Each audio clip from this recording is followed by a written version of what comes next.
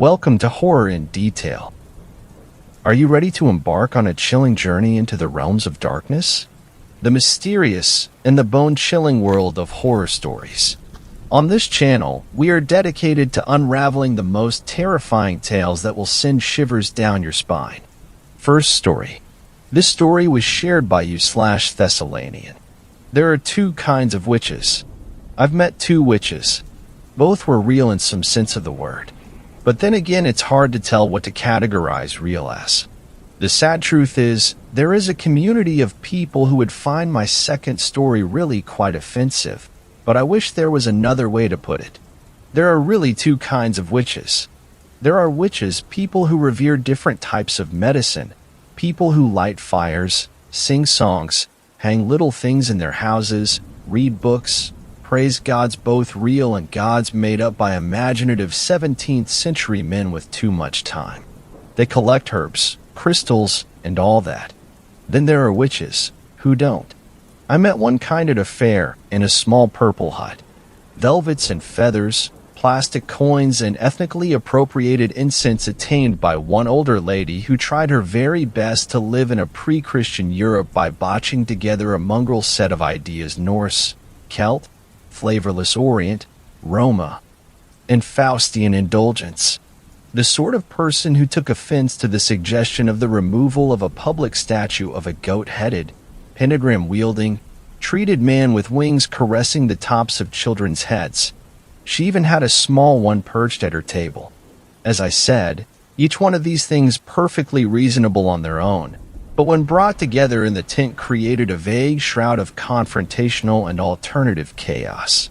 She was a perfectly nice witch too. Tried to sell me things, gems and whatnot. I used to find them fascinating, but I confess I was rather short with her, and I looked over her things with some degree of disdain. I looked at her small statuette of Baphomet and picked it up, threatening to smash it on the ground. She looked quite outraged, and quite rightly, appeared very confused as to why I had reacted in such a strange and violent way when I had seemed fascinated or entranced by her world. What would you do if I broke this? Don't do that. I'd demand that you pay for it, and if you didn't, I'd call the police. Are you a witch or not? Curse me. Curse me now. She frowned. You people are all the same. You're infringing my religious rights. How dare you mock me? Now I was getting angry. I just asked you to curse me. If that's mockery, then what the hell are you? Pathetic. I put the statuette down. Poor little Baphomet didn't so much as wink his goat eye. She looked about ready to throw some exotic spices in my face. I could tell she wished she believed in curses, so she could throw one at me. But as a witch, of course, she was utterly powerless.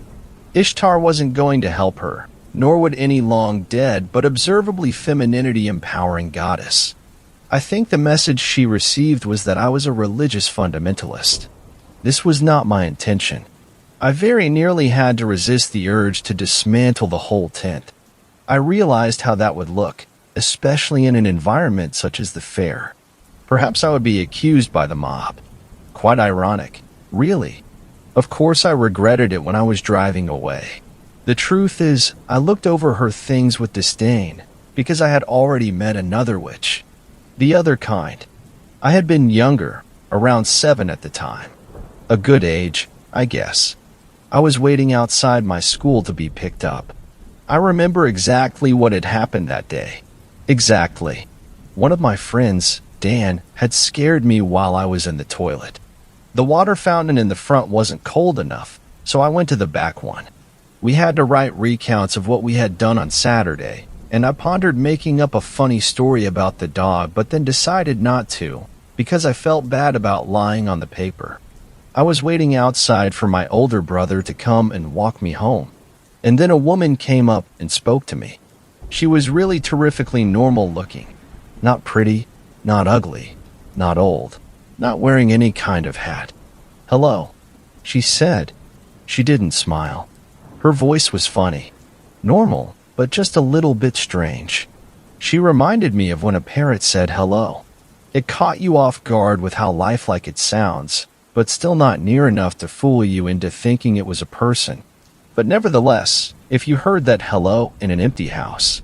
I couldn't move. I wasn't scared, but I couldn't move and didn't know why. Then she stood up and walked away, and my body got up and followed her. I was really only worried because my brother would wonder where I was.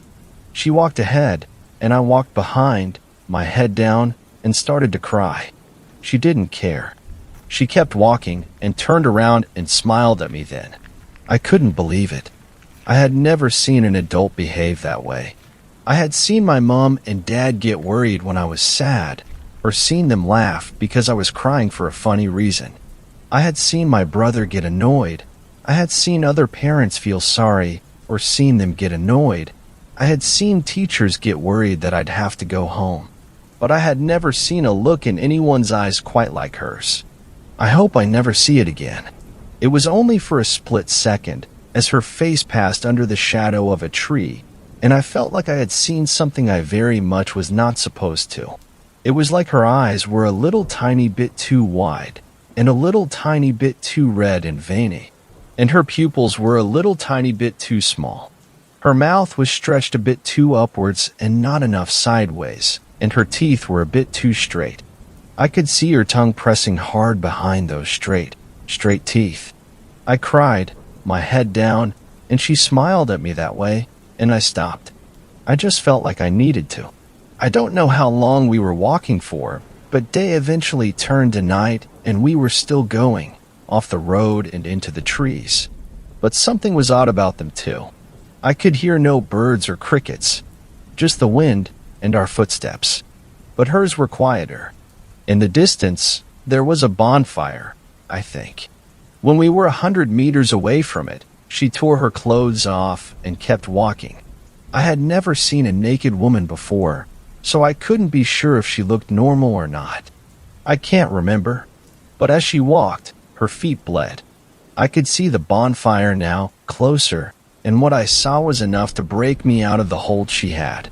Dark shapes, dancing and leaping around the fire, twisting all wrong. Then they turned into people, then back into things. Twisted lolling tongues, pale faces in the flames. Things dancing. She turned around and went to grab my hand. I pulled away. She went to grab it again. When she did, I ran. I turned and ran as fast as I could. I had never truly understood what that meant until right now. My feet scraped on the leaves, my arms jolted, my legs burned, my chest hurt, my lungs gasped. I could not hear behind me for certain. My feet fell loudly on the ground, and my blood rushed in my ears. But I could feel. I could feel her fingers brushing on my shoulders, touching the back of my head, pulling my hair. Sometimes I felt them at my back, just missing my legs. I would go for minutes feeling nothing, and just as I felt too tired to go on, there her fingers would be, there her breath on the back of my little neck, my hairs raising. And then I heard her screaming. The sound was coming from far above and behind me. The sound was not a woman screaming. Whether she had grown to be horribly tall, or if she was flying through the woods after me, I don't want to know. I didn't want to know. I just ran and burned, her fingers brushing by arms, by legs, my back, by head, clawing, my cheeks, my lips, my eyes, my armpits, my waist, my groin, the backs of my knees, my ankles. I ran until I was out of the dark, quiet woods and back into the daylight. Suddenly I felt nothing touching me anymore. But I kept running still, and the fact that it had stopped only made it feel worse. If she had stopped, she was trying to hide. If she was trying to hide, it wasn't some invisible force, it was real. And if what I had felt had been real, and she had hid it from the daylight, then what in God's name had she looked like? I ran until everything on me was so painful I no longer cared. I didn't want to look behind, because I remembered this thing my mom always used to say to scare me, and I knew that if I looked around now, I would always remember the two things together. It was one of those times when a phrase repeats and repeats in your head, and you don't know why. Like one who, on a lonely road, doth walk in fear and dread, and, having once turned round, walks on, and turns no more his head, because he knows a frightful fiend doth close behind him tread. I turned around the street corner. Only then did I look behind. I looked forward, then behind, then forward, then behind, watching the corner, always waiting, always expecting to see something. Eventually I did. A cat walked around the corner and stopped, staring at me. I didn't freeze this time. I kept walking, kept staring. The cat didn't move, and then it started walking towards me like a normal cat. And for a moment I thought that was all it was. An ordinary cat. It lifted its paw and started licking it innocently enough. But I ran anyway. I ran until the cat was out of sight. Because just for the tiniest moment, the cat had human hands, with long spindly fingers spidering on the bricks of the pavement. Second story. This story was shared by you/veteran64. Strange creature spotted and pursued during a bonfire. Background: last week at my friend's farm, northern Illinois. It's a large plot with a forest to the north. Our bonfire was near his barn, about 100 feet from the woods, with crops to the west and south. 12 of us at the bonfire. We're all around 15 years old, and 5 of us, myself included, on a FOID card, required to posse or purchase firearms. Story: the bonfire is going as planned, and at around 10 p.m. we light it up.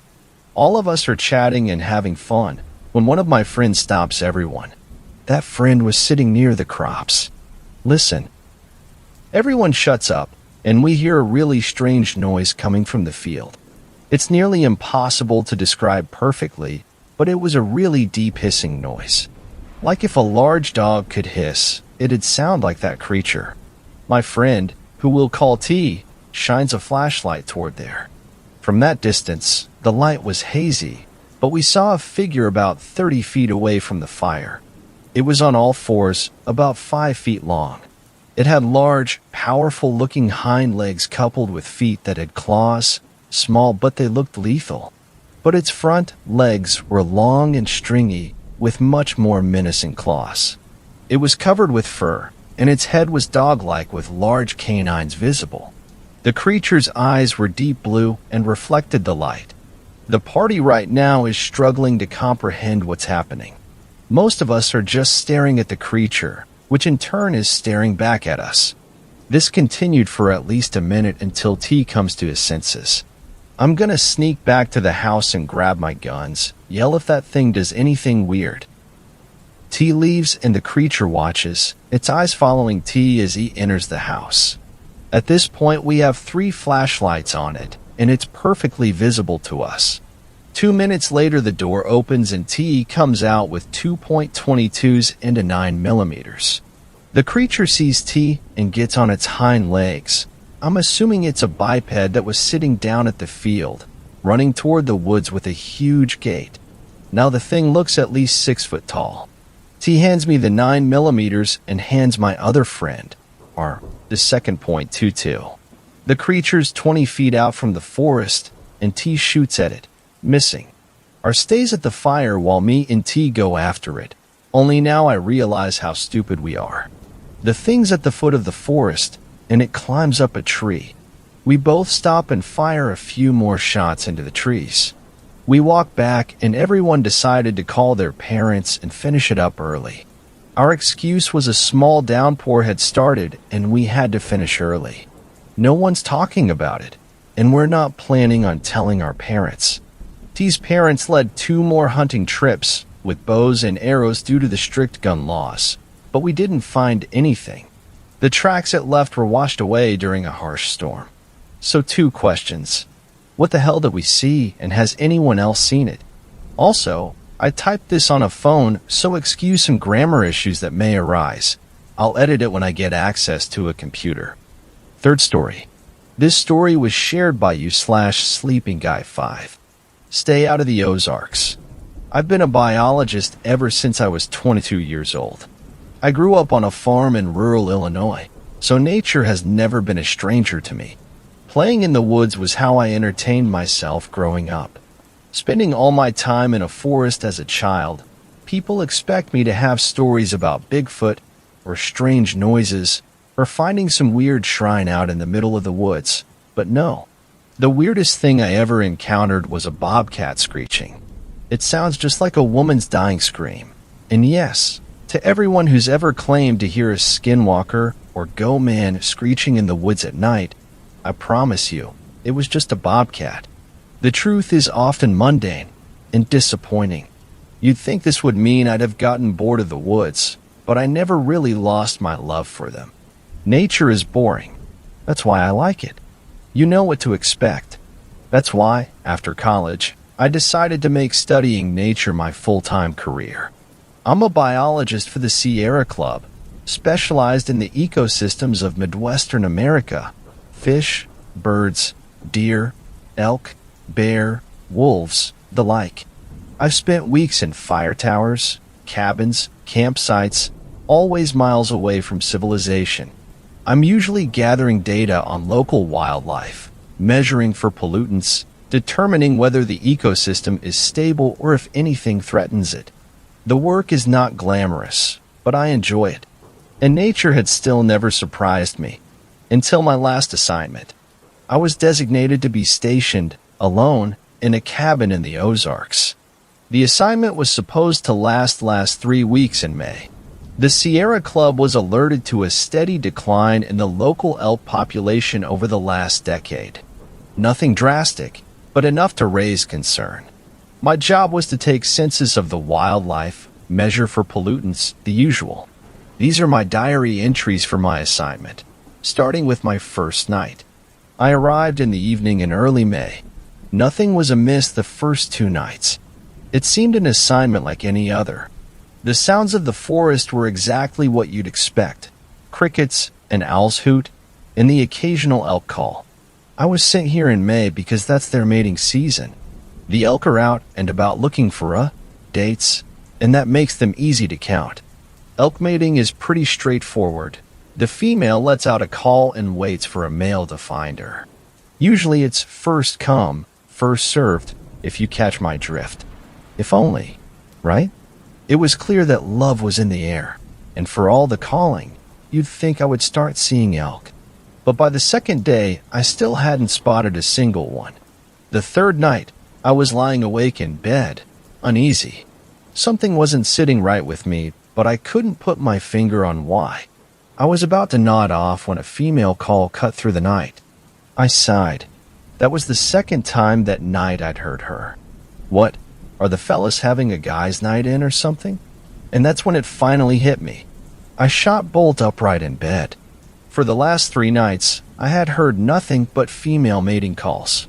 That should have drawn every male within half a mile. Now elk are not discreet, and they don't beat around the bush. When that male gets to the female, well, let's just let the whole forest will know about it. I sat in bed, staring out into the night, pondering. There have to be males close enough to hear this female. So after 3 nights of her calls, why haven't I heard the main event? The third day, I went out onto the trails, once again looking for some sign of elk in the forest. What I found was not encouraging. About a quarter mile from my cabin, I was trekking down the trail when I noticed something 30 feet into the woods. A large, brown, fuzzy mass lying in the brush. I smiled. An elk taking a midday nap? I took out my binoculars to get a closer look. It was an elk all right. But my smile dropped when I realized that the brown, fuzzy mass was completely still. I carry a hunting rifle with me for safety. I readied it and approached the elk carefully. It looked fine from where I was standing, but I nearly dropped my rifle when I rounded to the animal's front. It was carnage. The poor creature had been completely gutted. What little remained of its entrails hung loosely out of its chest cavity. The ribs had been pulled apart, and huge claw marks scarred its flank. Its head was barely connected to its body by a few weak strands of flesh. I heaved and almost lost what little breakfast I'd had. It was horrifying. I had to take a few moments to collect myself. This was the first time that nature had surprised me. What could have possibly done this? I've studied wildlife for years. This was a bull elk in its prime. It would have stood 9 feet tall alive, a king of the forest. There is no predator on this continent that could have taken down a full-grown bull, pack or no pack. Even a grizzly wouldn't mess with something this big. And bears are mostly scavengers anyway. My mind raced through possibilities, trying to think of an explanation. Maybe it had been sick? Maybe a predator came upon it in its sleep, took it by surprise? Yes, that must be it. It couldn't have fought back. But this savagery, those claw marks were bigger than even a grizzly's. And its ribs, no quadruped could have exerted leverage on the ribs to split them like that. You would need arms. A chilling thought occurred. A human? Could humans have done this? But why? Hunters would skin it, or take the head at least, to mount on their wall. Is some psychopath out here dismembering wildlife for fun? And that still wouldn't explain those gruesome claws. Whatever this was, it needed to be reported. I was sent here to investigate the elk population declining, and this had to be related. I fished out my camera to take photos. Having to document the horror from every angle was heart-wrenching. The look in its eyes. This elk had been terrified when it died. I want to take one last shot. Just as the shutter clicked, my ears registered something. A sound from behind me that my camera had nearly drowned out. I whipped around. I had barely heard it, but it was there. A twig snapping. My camera hung from my neck, and my rifle from my shoulder. I dropped the one to snatch up the other. Idiot, I thought to myself as I pointed the rifle towards the sound. I had been so shaken by the sight of the body, I had completely overlooked one important fact. The kill was fresh. This corpse hadn't even begun to decay. This elk had been dead no more than half a day. And that means whatever killed it may still be nearby. With my rifle still trained on the spot, I backed away towards the trail. My hike back to the cabin was the only time in my life I felt scared of the forest. Trees surrounding me on all sides, no visibility. I jumped at the slightest sounds, never lowering my rifle, never going more than 5 seconds without looking behind me. I felt like prey, never knowing where the danger would come from or when. I didn't relax until my cabin door was closed and locked behind me. I spent the rest of my day inside the cabin, shaken. I readied the photos and sent them to my supervisors. They would take a day or two to respond. Until then, my plan was to investigate. During the day, and with my rifle ready. That night was my last night at the cabin. I was getting ready for bed when I heard a female elk call again. The first one that I'd heard that day. And close. Very close. Wildlife don't like buildings.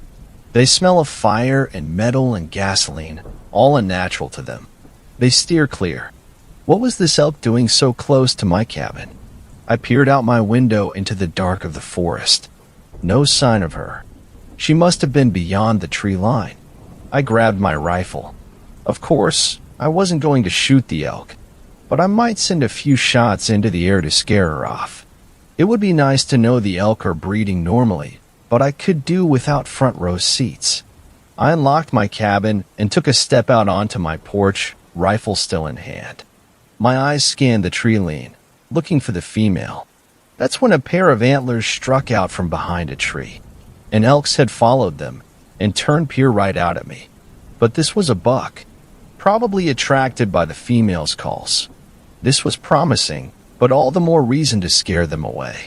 I raised my rifle to the sky and prepared to fire.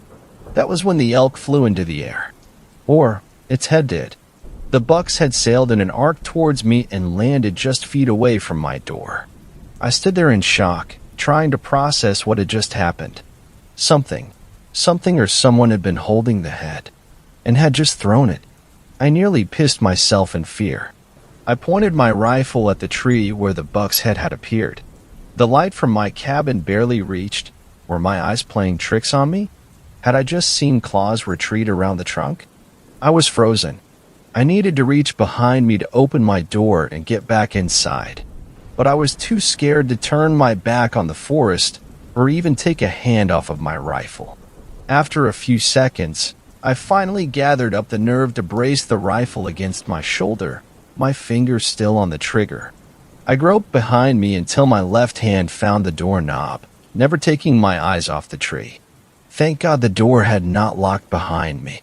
With my left hand, I turned the knob and pushed open the door, then drew it back to my rifle.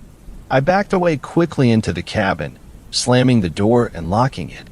I hurried to the windows, drawing all my blinds and making sure each was locked, never letting my rifle out of arm's reach. The terror I felt as I approached each window, never knowing if there would be someone or something on the other side of the glass staring back at me. There hadn't been, which was almost as unnerving. I rushed to the satellite phone to call the sheriff's office at the base of the mountain. The relief I felt when they picked up. "You need to get up here," I pleaded. "Who is this?" It was the sheriff's deputy on the other end. I'd met him and the sheriff before beginning my stay at the cabin. "It's me. I'm the guy stationed up at the cabin on the mountain." "Oh, sorry about that. What's the problem?" "There's someone up here fucking with me." "Get up here now." Whoa, slow down. You mean like kids or something?" "No, it is not fucking kids. Someone up here just threw a decapitated elk head at my cabin." In my panic, I'd somehow kept the awareness to use the phrase someone instead of something. I didn't want this guy to think I was drunk or crazy. I just needed him to get up here. "Well, what did they look like? How many were there? Did they have guns?" "I have no fucking idea, man. They killed a goddamn elk, cut the head off, and threw it at my cabin. Just get the hell up here." "Oh shit. Okay, lock yourself in there. We're on our way." "Man, please stay on the line. I'm scared here." I really was terrified. I wanted someone to stay on the phone with me, even if it couldn't help me. The man replied, "I can't get to you and stay on the line at the same time. I'm calling the sheriff now. We're on our way. Just lock yourself in and stay there." The man hung up. I swore. I was alone again. A female elk call rang out again. This time it was even closer. It sounded like it was right outside now. I took up my rifle again. That's when the tapping started. While I was talking to the deputy, I hadn't been watching the windows. The sound was coming from the window to the right of my front door. My eyes widened in horror. A single gray claw was tapping on the right edge of the window. Just one claw.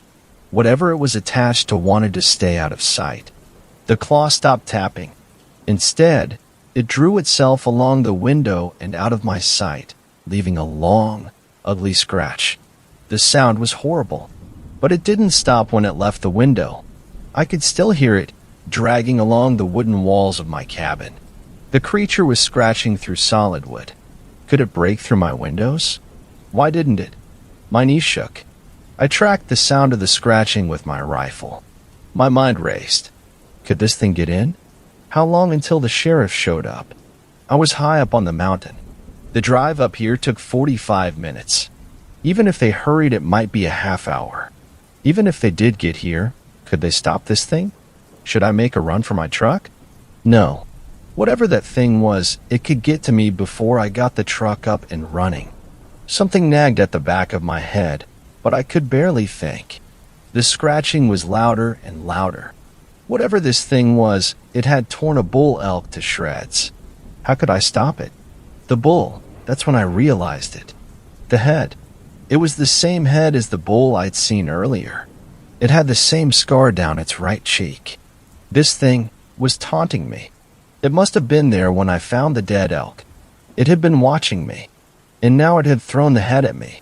Was it telling me to go away? To get out of its territory? I gasped. With my mind racing, I hadn't noticed that the scratching had stopped. Where was that thing? My eyes darted from window to window. No sign of it. Until the loud thud right above me. It's on the goddamn roof, I thought. Its footsteps echoed through my cabin. Between each step came rhythmic taps, no doubt from its claws. Was it testing for weaknesses? Was it merely toying with me? It had only been a few minutes since I called the sheriff's office. I was still far from safety. I hadn't moved since the call. The thing on my roof thudded from spot to spot. The shock was starting to wear off. Focus. Think. I told myself. The thing had probably seen me through my window.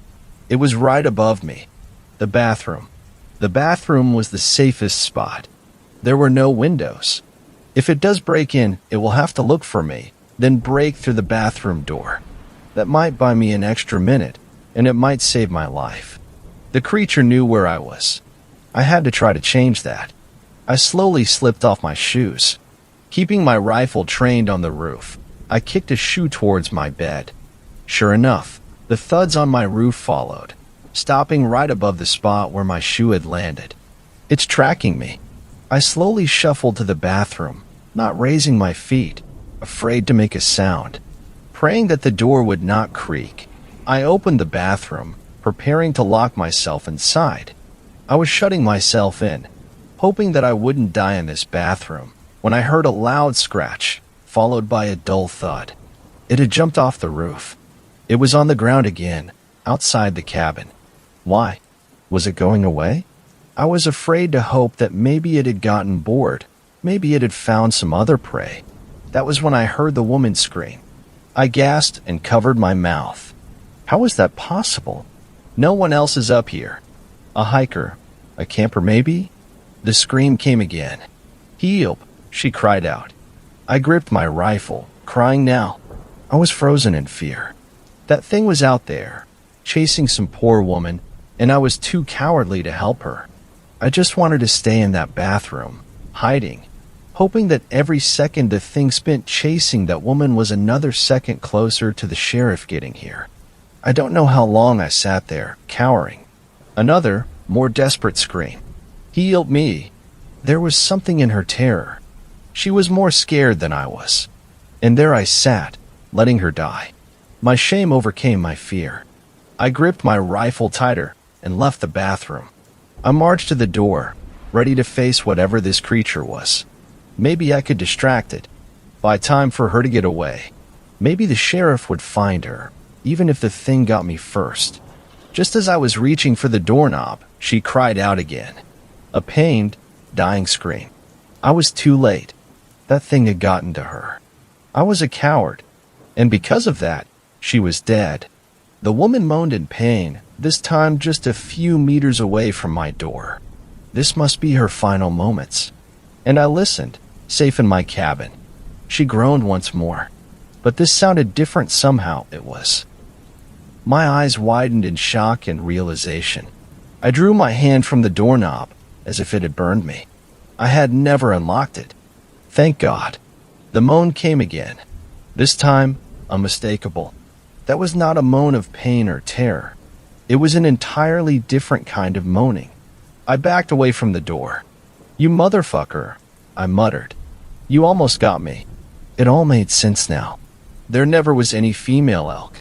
Mimicry is a common adaptation in all ecosystems, both for prey and for predators. This thing, it let out female elk cries to draw in males.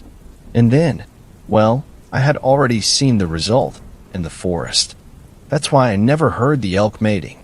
There was no female waiting for them, only this monster. And now it was trying the same tactic on me. I nearly sobbed in terror. It had tried to lure me with the sound of a woman in distress. It thought that might draw me out. When that didn't work, it switched to its tried and true method, a mating call. I aimed my rifle at the door. The moans continued, louder and more intense, building into a climax. I was nauseous at the thought of whatever it was out there, squatting in the dark, mouth agape, emitting this perversion of a woman's voice, trying to draw me out into the dark and rip me apart just like that elk. I stood with my rifle trained at the door, not moving. I had resolved that I was going to stand there until the sun rose or until the sheriff came. And the moment I saw this thing, I was going to shoot it. I don't know how long I stood there among the echoes of that sick creature. Eventually, the moans puttered out, and I was left in silence. Until the tapping began again, in the same spot as before. There it was, that single gray claw, tapping on that same spot where it had scratched the glass. But then a second claw joined it. Then a third. It drummed them along the glass. Slowly, ever so slowly, a patch of gray fur poked out from the edge of the window. Time stopped. and the creature brought its face into full view. It was terrible, like a sloth, but its mouth and nose were caked in blood. It had tiny, beady eyes, front-facing, a predator's eyes, large, pointed ears, almost like a bat, thin, cracked lips. The monster looked right into my eyes. It cocked its head, and then it pulled those terrible, bloody lips back into a smile. Its razor-sharp teeth, still stained with blood and flesh, I'll never forget them. It pointed that hideous grin at me as it drummed those claws on my window. Shoot, shoot, shoot, I told myself, but I was frozen. This thing was going to kill me. Light poured through the front window. The monster disappeared out of sight. The sheriff and deputy had arrived in their truck. The two of them sauntered up to my porch and knocked. I had to shake myself out of my stupor and open the door. Both of them backed off and drew their weapons at me, screaming at me to put the gun down. I was still in shock. I think the only thing that kept them from shooting me was the terrified look in my eyes. They asked me what the hell was going on. I could barely speak. I just kept frantically repeating that they needed to get inside, that it was still out there. They eventually told me to come with them down to the sheriff's station. At first, I refused to leave the cabin. They sort of half-dragged, half-walked me to the truck. They said I was like an owl the whole ride down, my head on a swivel, always scanning the tree line for it. I must have fallen asleep after I got to the station. I woke up the next morning in a cell. I was confused and disoriented. I nearly wept from fear when I finally remembered everything I had been through the night before. The sheriff and deputy sat me down in a room and asked me what the hell happened that night. I was silent at first. I didn't know what to tell them. If I told the truth, they'd think I was crazy. They asked me about the elk's head that I'd told them about during the call. It was gone when they got there. Just a bloody stain on the ground where it had been lying. I made up a story. Said that some kids were prowling around my cabin, making noises, trying to scare me. I called the sheriff's office because I thought I saw one of them with a gun. The sheriff only made me go over the story once. He seemed satisfied. He took me back up there the next day to collect my stuff. In broad daylight, of course. Sure enough, there were deep scratch marks along the side of the cabin. The sheriff didn't look at me. Kids, he said. We collected my things quickly and hurried back down the mountain. I reported to my supervisors that it was probably overhunting causing the population decline. They would never believe the truth. The sheriff saw me off while I was waiting for the bus to take me back home. He shook my hand and drew me in for one of the manly half-hugs. He gripped my shoulder. "Don't come back," he whispered. I gave him a confused look. He stared me right in the eyes. "It knows you now, has your scent, seen your face, heard your voice. You got away once. It won't happen again. So don't ever come back." That was years ago. I burned the clothes that I had worn that trip, so there's no way they'd end up near the Ozarks again. Never been back anywhere near the Ozarks. And anyone who's ever asked me, I always tell them to steer clear. I've spent so much time trying to forget what I saw that night. But that face, I remember every detail. It's kept me up so many nights with so many questions. What the hell was it? Some freak of nature? A mutant that somehow survived past infancy? Something supernatural? An alien? Those ears, perfectly crafted to detect minute sounds, just like a bat. That explains its mimicry. It grew up in that forest, hearing the elk calls. After a while, it learned to copy them. I've spent so many nights asking myself, how did it know a woman's voice? I dread to ponder the answer.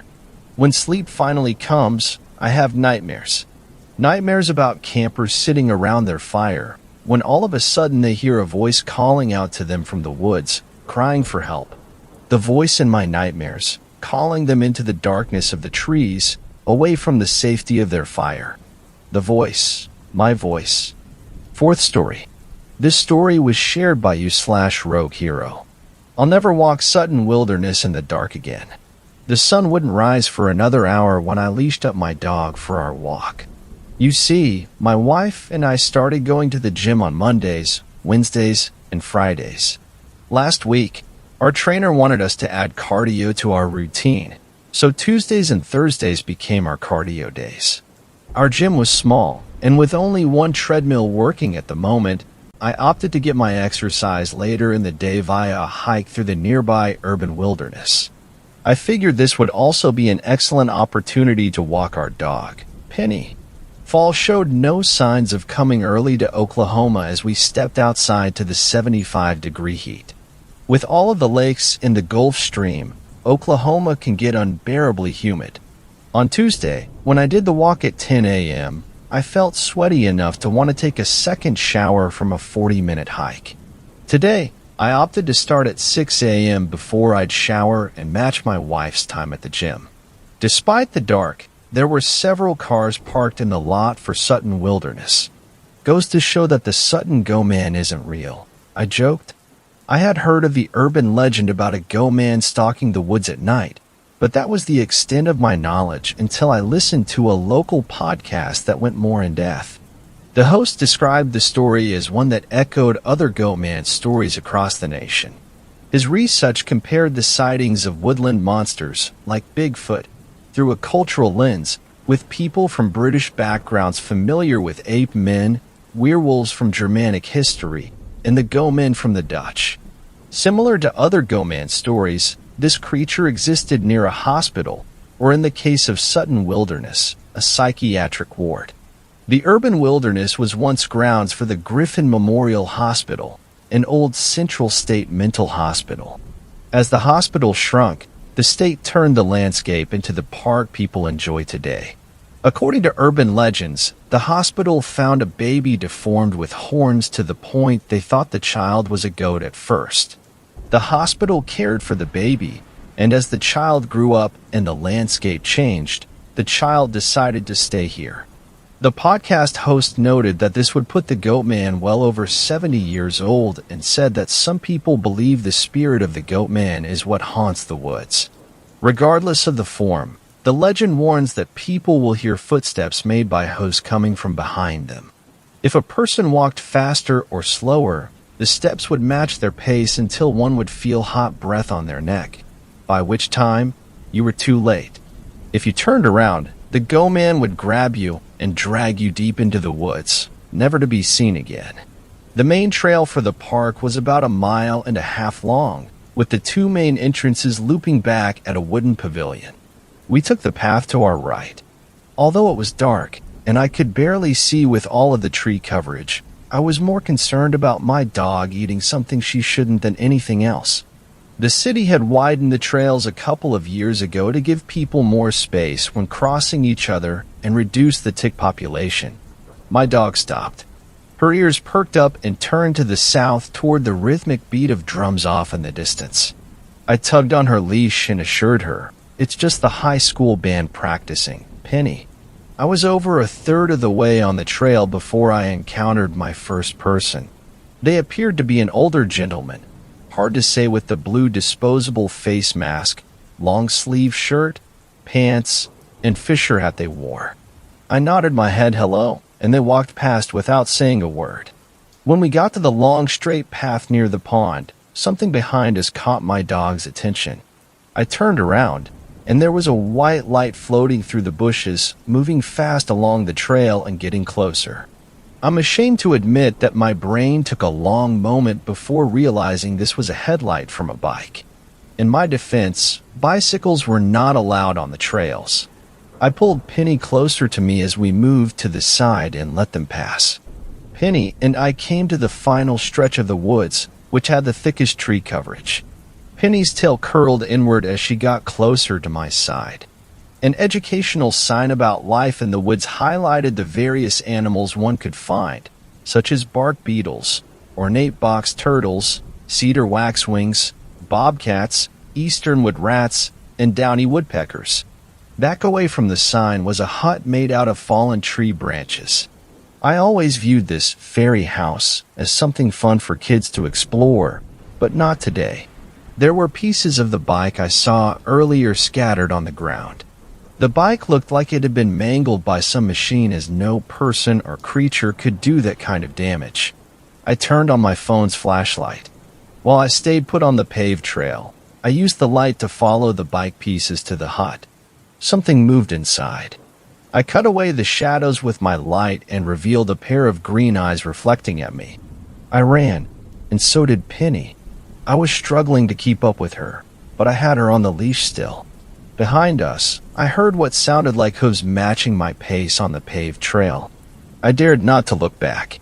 The sun was rising as we made our escape out of the woods and back to the gazebo.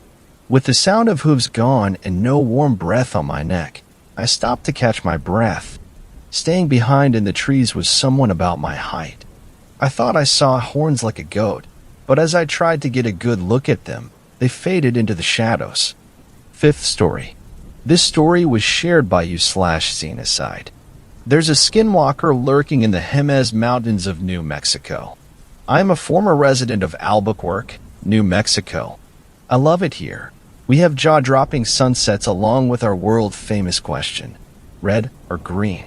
But there was one specific occurrence that makes me sick to my stomach that happened to have taken place only 2 hours from my humble city. It was early 2015. My father and my sister and I all decided to go camping in the Jemez Mountains one last time before school started. We own a camper, and we use it every time we go camping.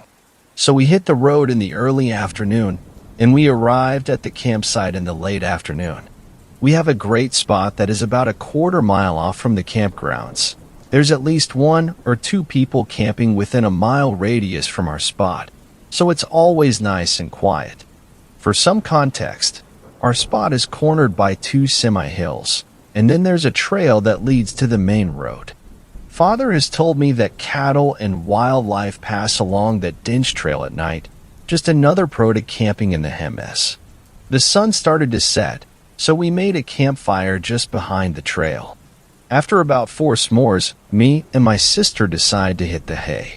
My dad, being a firefighter, knows that you should never leave a campfire unattended, so he decides to stay out just a little bit longer before putting it out.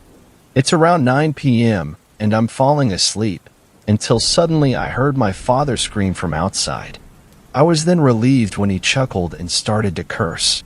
He then came inside and told us what all the commotion was about. He said while he was watching the fire he felt breathing on his neck. He almost pissed himself, he said. He thought there was a bear behind him. He then slowly looked behind him only to see a moose. He cursed and laughed because a damn moose made him scream. We all started laughing and pushed the event aside. I woke up about an hour later to the bright glow of flames. Oh shit, Father didn't put out the fire, I thought to myself. I opened the blinds only to see 2 bright as hell eyes peering from the trail. They looked like a dog's eyes when you shine a flashlight on them, but only 10x brighter. I let out a curse and fell back to sleep. It was too late for that shit. I woke up the next day to the smell of bacon and eggs. I was still wondering about what my father said the night before. Something just seemed really off about it. Then I realized what was so off about what my father said. It hit me like a brick. I spoke with a stuttered dad. Moose don't live in New Mexico. He looked at me with a confused look, and then his face went stone cold. Tell your sister we're leaving in an hour. Pack all of your stuff up. We left about 45 minutes later. I knew my dad is a skeptic.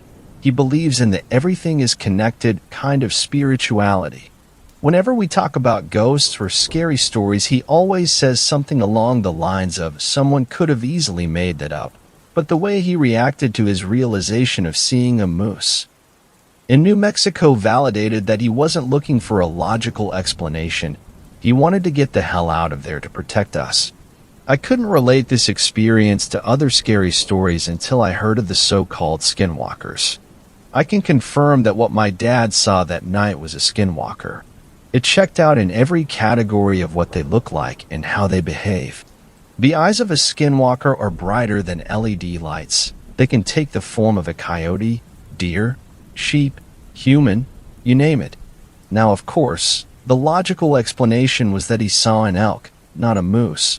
But when I pushed my dad to tell about what he saw, he swears to God that he saw a moose, because moose have elongated snouts that most elks lack. I needed to get this weight off of my chest, so if anybody can relate or develop a logical explanation for what me and my father saw, I am open to what you guys have to offer. And yes, we have gone back almost 7 times for the past 2 years, and we never saw it again.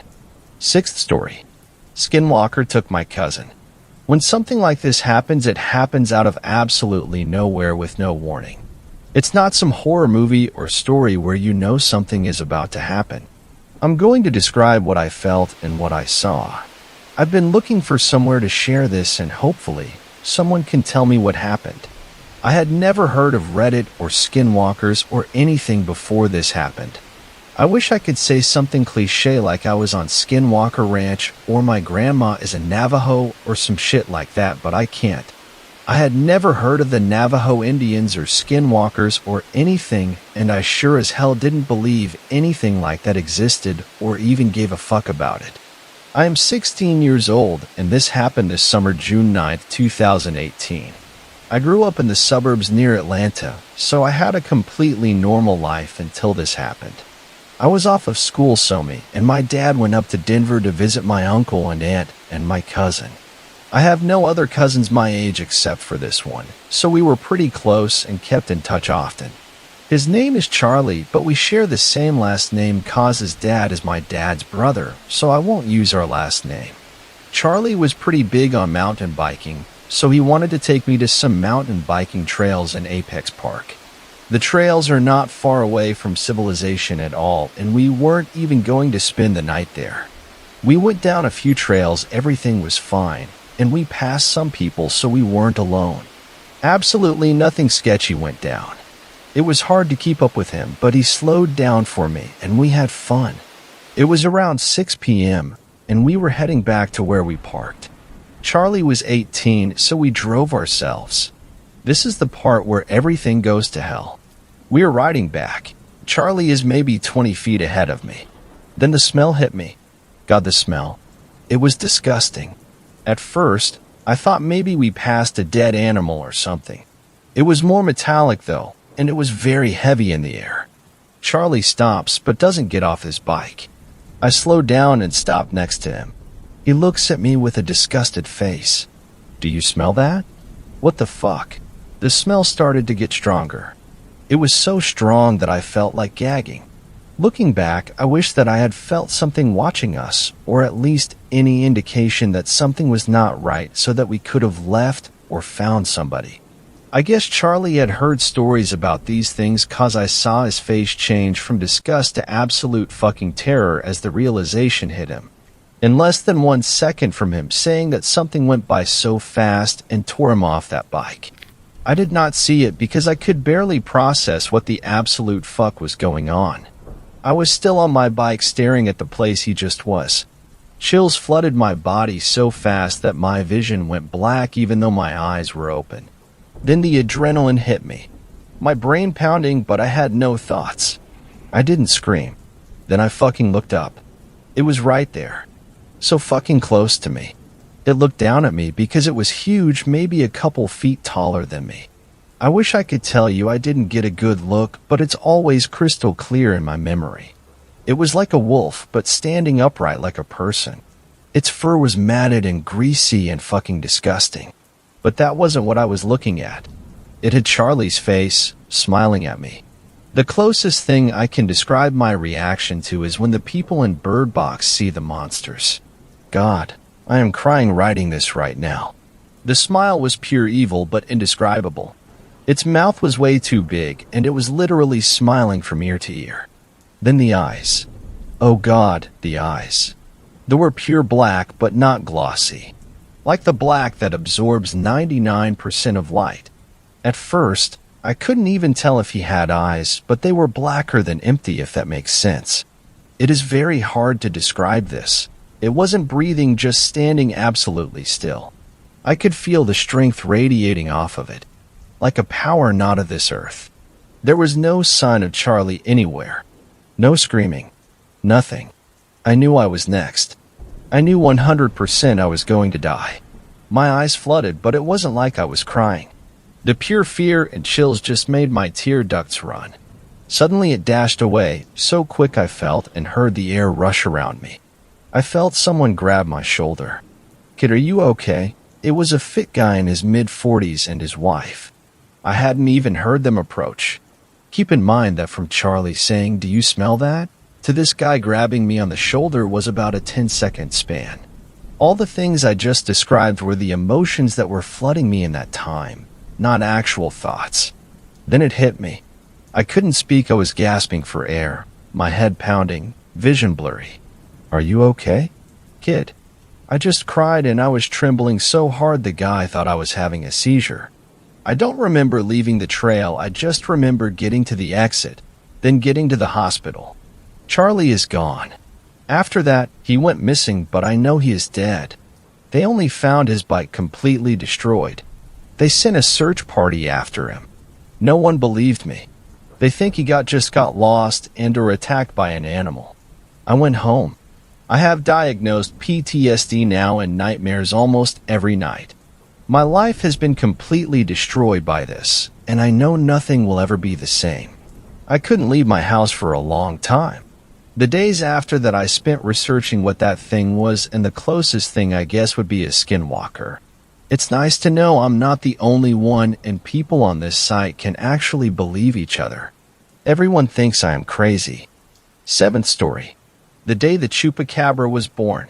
It is not common knowledge that the myth of the Chupacabra began in Puerto Rico and not Mexico, as the myth was popularized by the country of Central America.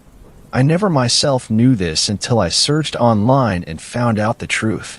Considering my grandparents lived during the time the first recorded incident happened, I decided to ask them if they recalled any news surrounding it at the time.